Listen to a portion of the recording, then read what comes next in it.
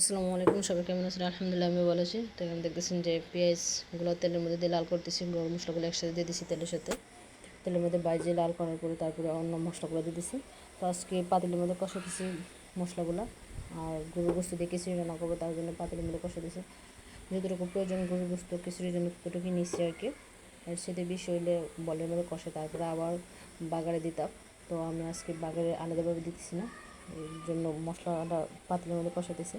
তো আমার বড় মেয়ে 2 দিন ধরে বলতেছে যে আম্মু খিচুড়ি রান্না করো, ওর খিচুড়িটা বেশি পছন্দ, তার জন্য খিচুড়ি রান্না করতেছি। এই যে এখানে মশলাটা কষাতেছি। আমি যখন গরু গোস্তটা কষাইতেছি তখন হঠাৎ করে দেখলাম যে আলহামদুলিল্লাহ আজকেই বৃষ্টি হতেছে। আজকে খিচুড়ি রান্না করতেছি, আজকেই বৃষ্টি হচ্ছে। দারুণ একটা মুহূর্ত। বৃষ্টির দিন খিচুড়ি খাওয়ার স্বাদটাই অন্যরকম, আলাদা একটা ভালো লাগা কাজ করে। এই যে এটা শেষ প্রায় কষানো। আর এদিকে আবার গরু গোস্ত কষা দিয়েছি পাতিলের মধ্যে, এটা আবার বাগারে ফেলাবো। এটা ভাত দিয়ে খাওয়ার জন্য তরকারি রান্না করবো। এটা কষা দিয়েছি, যা যা প্রয়োজন সব দিয়ে কষা দিয়েছি। আবার পেঁয়াজ বাগারের মধ্যে ভালাইয়া মশলাগুলো লাল করে তারপরে আবার গরু গোস্তটা তেলের মধ্যে দিলাম। আর এদিকে ছালগুলো সবগুলো রেডি করে রাখছি ধুয়ে খিচুড়ির জন্য। তো আর বৃষ্টিটা হইতেছে সুন্দর, মাসাল্লাহ প্রচুর ডল হয়েছে আজকে।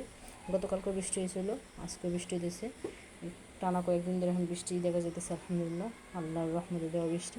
এখানে তেল ডালতেছি, পেঁয়াজগুলো দেওয়ার পর লাল হওয়ার পর আবার চাল ডাল একসাথে কষায় চালটা ভালোভাবে ভাজলে অনেক ফ্লেভারটা সুন্দর আসে। আর পোলার চাল দিয়ে খিচুড়ি আসলে একটা মজা হয়। আর আল্লাহ চাল দিয়ে খিচুড়ি রান্না করা যায়, তো আমি আবার বেশিরভাগ পোলার চাল দিয়েই খিচুড়ি করি। আল্লাহ চালটা করি না, কারণ আল্লাহ চালে তেমন একটা গন্ধ আসে না, ভালো লাগে না। এই জন্য যে এখানে চালটা বাছতেছি ভালোভাবে তেলের মধ্যে বাইজে, তারপরে পানি দেবো আর কি। হালকা হালকা পানি দেওয়ার পরে যখন চালটা একটু শুকায় উঠবে তখন আবার কষায়ে তারপরে দেখা গেছে যে আগে থেকে তরকারি রান্না করে রাখছিলাম, ওই তরকারিটা দেবো আর কি। যেখানে একটু পানি দিলাম যাতে চালটা না লেগে যায়।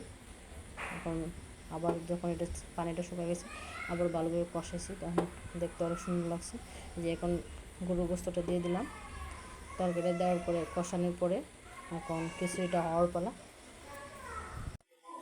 যে এখানে কষানো শেষ, এখন পানি দিয়ে একবার রেখে দেবো যে কখন খিচুড়িটা হবে। ফাইনালি আমার খিচুড়িটা হয়ে গেল অনেকক্ষণ পরে, প্রায় 1 ঘন্টার মতো লাগছে খিচুড়িটা হইতে, কারণ ডিমায় জাল দিছিলাম আস্তে আস্তে যাতে লেগে না যায়। এদিকে বৃষ্টিটা হইতেছে সুন্দর। আমার ভিডিওটা এখানে শেষ। আল্লাহ হাফিজ।